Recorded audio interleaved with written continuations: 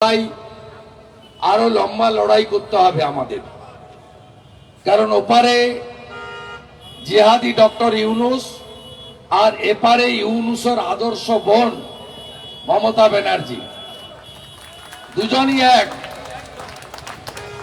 ওখানে মন্দির ভাঙছে আর ইনি দুর্গা মূর্তি ভাঙছেন, দুজনের মধ্যে কোনো তফাৎ নেই। অতএব আমাদের এই লড়াই, ওপারের বাঙালি হিন্দুরা যেমন অস্তিত্ব রক্ষার লড়াই করছেন, আমাদেরও পশ্চিমবঙ্গকে তালিবানদের হাতে যাতে না চলে যায়, হিন্দু জনসংখ্যা যাতে কমে না যায়, রোহিঙ্গা মুসলমানের হাতে যাতে বাংলা চলে না যায়, তার জন্য আমাদেরকেও লড়ে যেতে হবে। আমি দীর্ঘ বক্তব্য রাখবো না। আমি মহিতা মনোরঞ্জন বাবু ছাড়াও যারা আছেন এই ব্যবস্থাপনায় বা নেতৃত্বে,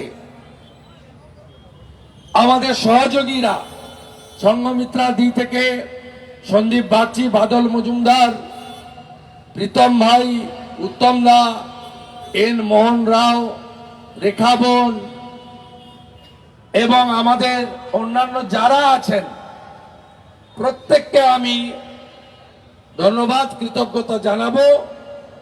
এবং সনাতন যাদবপুর সনাতন পরিষদের পক্ষ থেকে আজকে সবে শুরু, আগামী দিনে এর ব্যাপ্তি আরো বাড়বে। নিশ্চয়ই রাজনৈতিক দলের কমিটি থাকবে, পূজা কমিটি, ক্লাব কমিটি, পাঠাগার কমিটি, অনেক কিছু থাকবে। সময়ের ডাক, ওয়ার্ডে ওয়ার্ডে, পাড়ায় পাড়ায় ধর্ম রক্ষা কমিটিও করতে হবে আমাদের, নইলে আমাদের অস্তিত্ব থাকবে না। আমাদের মুখ্যমন্ত্রী বলেন, তার দলের লোকরা বলেন, ধর্ম যার যার, উৎসব সবার। আর আজকের দিনে দাঁড়িয়ে আমি আপনাদের বলছি, ধর্ম যার যার, ধর্ম রক্ষা করার দায়িত্ব তার তার। কালকে যখন চট্টগ্রাম থেকে ফোন করছে হিন্দুরা, অফিস যেতে পারলাম না, স্কুল কলেজে ছেলে মেয়েরা যেতে পারলো না, দোকান খুলতে পারলো না। কালকেও শুক্রবার 11টা মন্দির ভেঙেছে, কাউকে ছাড়েনি। ইস্কনের মন্দির, বাবা লোকনাথ ব্রহ্মচারীর মন্দির, ঠাকুর অনুকূল চন্দ্রের আশ্রম, রামকৃষ্ণ মিশনের মন্দির, দুর্গা মাতার মন্দির, মাতা কালীর মন্দির, মহাদেবের মন্দির, শিবলিঙ্গ, রাধা মাধবের মন্দির। এবং সবচেয়ে কষ্ট লাগছিল যখন চট্টগ্রাম থেকে, মৌলভীবাজার থেকে, রংপুর থেকে বলছে যে গলায় কণ্ঠি দেখলে আর হাতে শাখা পলা দেখলে আমাদেরকে মারছে। ভাবতে পারেন, ভাবতে পারেন কোথায় নিয়ে গেছে? যে দেশ ভারতবর্ষ সৃষ্টি করেছে 71-এ, পাকিস্তানকে রুখে দিয়ে 17,000 আর্মি আর বিএসএফ শাহাদাত বরণ করেছে বাংলাদেশ সৃষ্টি করার জন্য। 30,000 যে শহীদ হয়েছে, তার অর্ধেকের বেশি বাঙালি হিন্দু। ওই দেশে মাথায় টিকা, মাথায় শিখা, গলায় কণ্ঠি, মহিলাদের শাখা পলা, সিঁদুর, মঙ্গলসূত্র রাখা যাবে না। আপনি ভাবছেন ওখানে হচ্ছে, এরা এখানে বলছে কেন? এখানে এই জন্য বলছি, 1971-এ বাংলাদেশ সৃষ্টির সময় হিন্দু জনসংখ্যা ছিল 22%, আজকে মাত্র 7.5%। বুঝতে পারছেন তো? পশ্চিমবঙ্গে 1951-তে প্রথম সেন্সাসে মুসলিমদের সংখ্যা ছিল মাত্র 14%। সবে তো সেন্সাস শুরু হয়েছে, রেজাল্ট এলে দেখবেন পশ্চিমবঙ্গে হয়ে গেছে 35%। যতক্ষণ 50-এর নিচে আছে ততক্ষণ সংবিধান, ততক্ষণ সেকুলারিজম।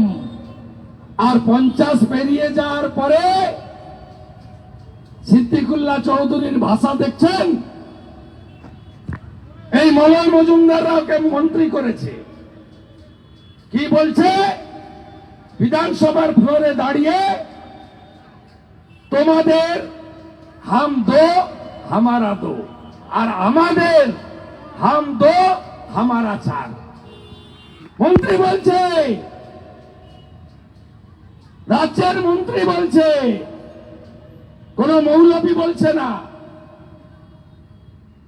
কোন ধর্মীয় বক্তা বলছে না, হুজুর বলছে না, রাজ্যের মন্ত্রী বলছে এখনো সনাতনীদের একটা অংশ ভোট দিতে যান, তৃণমূলকে ভোট দিচ্ছেন কিছু কিছু লোক। আর এখানে তো আরেক দল আছে যারা প্যালেস্টাইনে বোম পড়লে বলে আমেরিকার হাত ভেঙে দাও, ইসরায়েল দূর হাঁটো। আর মিছিল বেরোয়, তোমার নাম আমার নাম ভিয়েতনাম, ভিয়েতনাম। বাংলাদেশে হিন্দু মূল্যে ডক্টর সুজন চক্রবর্তী, খোকন ঘোষ দস্তিদার, মীনাক্ষী, এখানে কে একটা দাঁড়িয়েছিল যে সুজন না সৃজন, এদের মুখ এখন সেলাই করা। এরা আবার পরে নামবে, বলবে ইনকিলাব জিন্দাবাদ। আবার পরে নামবে তৃণমূলের সুবোধ সরকার আর সিপিএম এর বিকাশ ভট্টাচার্য, গো মাংস খাবে রাস্তায় দাঁড়িয়ে, হিন্দুদের অপমান করবে আর বলবে আমরা সেকুলার। বলে নেন যতক্ষণ না ওরা 50 পেরোচ্ছে, বলে নেন 50 পেরোলে আর সেকুলার শব্দ থাকবে না। ঐক্যবদ্ধ হবেন তো? কথা দিলাম, উল্টো ঝুলিয়ে সোজা করব উত্তরপ্রদেশের মতো। 72 জায়গায় বেড়া দিতে দেয়নি মমতা ব্যানার্জি বিএসএফ কে। বিজেপি সরকার এলে 1 মাসের মধ্যে বিএসএফ কে জমি দেব, বেড়া কমপ্লিট করবে ভারত সরকার। আর 1 কোটি রোহিঙ্গাকে খুঁজে খুঁজে বের করে চুলের মুঠি ধরে ওপারে পাঠাবো আমরা। বাঁচান বাংলাকে, বাঁচান বাংলাকে। যেমন উত্তরপ্রদেশ আর আসামকে যোগীজি আর হেমন্তজি বাঁচিয়েছেন। কথা বাড়াবো না, চারিদিকে মিছিল আর ধ্বজ, চারিদিকে মানুষ নেমেছে, জোট বেঁধেছে মানুষ। আর সেকুলারিজমের নামে থামিয়ে রাখা যাবে না। সনাতনীদের জাতপাত পরে হবে, আগে আমি ভারতীয়, আগে আমি সনাতনী। কি সাহস!